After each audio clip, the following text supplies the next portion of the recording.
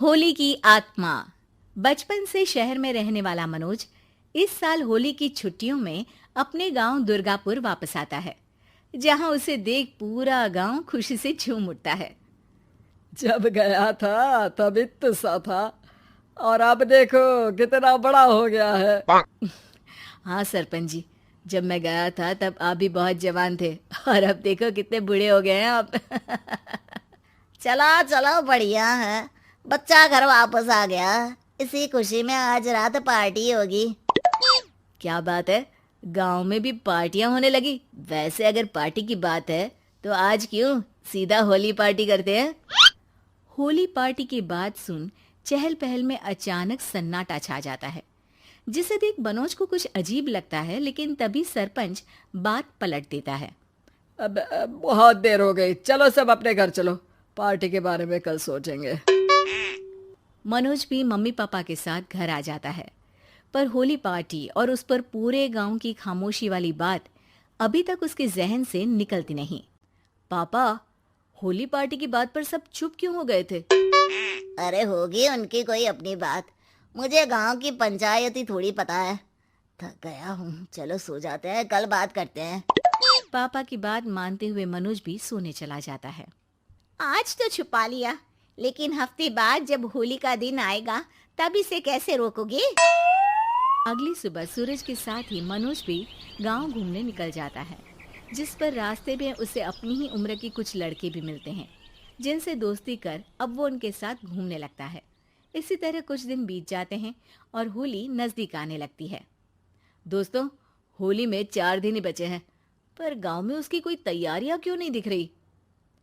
क्योंकि यहाँ होली नहीं मनाई जाती। अरे पर ऐसा क्यों। वो राजा भूषण। अरे तुम 4 दिन के लिए आए हो, क्या इतना सोच रहे हो। चलो कुछ खाने चलते हैं। इसी के साथ एक बार फिर होली की बात को टलते हुए देख मनोज को शक होने लगता है। वो घर पहुंचते ही इंटरनेट पर अपने गांव और राजा भूषण के बारे में जानकारी निकालने लगता है। क्या? मुझे आज तक ये नहीं पता था। ऐसा कैसे? किसी ने मुझे कुछ बताया क्यों नहीं? सारी जानकारी लेने के बाद मनोज गांव वालों या अपने मम्मी पापा से कुछ पूछे बिना खुद ही उसकी सच्चाई के बारे में छानबीन करने लगता है, जिसके चलते वो राजा भूषण की हवेली में पहुंचता है। वाह, क्या हवेली है यार। पर क्या यहाँ सच में कोई भूत है? हेलो भूत जी, कोई है क्या? हम इस साल गांव में होली सेलिब्रेट कर रहे हैं, क्या आप उस पर थोड़ा इंटरव्यू देंगे? मनोज के ऐसा बोलते ही गांव में तूफान उठ जाता है और हवेली में रखी सारी चीजें हिलने लगती है। एक अदृश्य शक्ति मनोज को धक्का देकर हवेली से बाहर निकाल दरवाजा बंद कर लेती है। ये सब देख मनोज हैरान रह जाता है। क्या अभी मुझे हवा ने धक्का देकर बाहर निकाल दिया? मेरे होते हुए इस गांव में कभी होली नहीं मन सकती, इसलिए दोबारा ऐसी कोशिश भी मत करना, अंजाम बुरा होगा। आवाज सुन मनोज हैरानी से इधर उधर देखने लगता है, पर उसे कोई दिखाई नहीं देता। वो गांव वापस आ जाता है, जहां तूफान की वजह से सब कुछ तहस महस हो चुका होता है। आखिर ये तूफान आया कैसे? ना ऐसा कोई मौसम था और ना ही हमने होली का त्योहार मनाने की बात की थी। सरपंच की बात पर कोई रिएक्शन दिए बिना मनोज चुपचाप अपने घर चला जाता है। इस तरह देखते ही देखते होली का दिन भी आ जाता है और मनोज रंग लेकर गांव में निकल जाता है, लेकिन गांव पूरी तरह खाली होता है। अरे त्योहार का दिन है, धूमधाम की जगह मातम क्यों मनाया हुआ है? मनोज की आवाज सुन सब अपने घर की खिड़कियां खोल के घर के अंदर से ही उसे वापस जाने के लिए कहने लगते हैं, पर वो किसी की नहीं सुनता। तुझे पहले भी समझाया था, अगर होली खेलने की कोशिश भी की तो अच्छा नहीं होगा। अरे बात मान लो बेटा, तुम्हें सच नहीं पता। मुझे सब पता है। सालों पहले इस राजा ने एक अंधविश्वास फैलाया और आप लोग आज तक उसे मानते आ रहे हो। अरे बेटा, जब तुम पैदा भी नहीं हुए थे उससे भी बहुत पहले से इस गांव पर होली का श्राप है। अगर गांव में होली का त्योहार मनाया जाता है तो प्रलय आना पक्की बात होती है। राजा भूषण इस सब में नहीं मानते थे और त्योहार मनाने लगे, जिसके चलते होली वाले ही दिन पहले उनके बेटे की और फिर उनकी मृत्यु हो गई।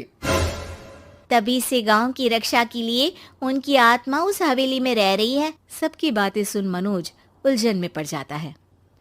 सोचना भी मत मनोज, अगर तुमने इस परंपरा को तोड़ने की कोशिश भी की तो उसका परिणाम इस गांव और गांव के लोगों के लिए अच्छा नहीं होगा। मुझे भी यकीन नहीं हो रहा कि आप लोग एक बेतुकी बात को मानकर सालों से रंगों के त्योहार को मातम की तरह मनाते आ रहे हो।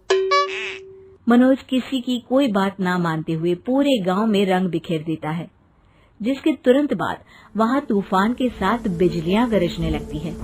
अचानक मौसम में ऐसा बदलाव देख जहां मनोज कंफ्यूजन में आ जाता है, वहीं गांव वाले डर से सहम जाते हैं।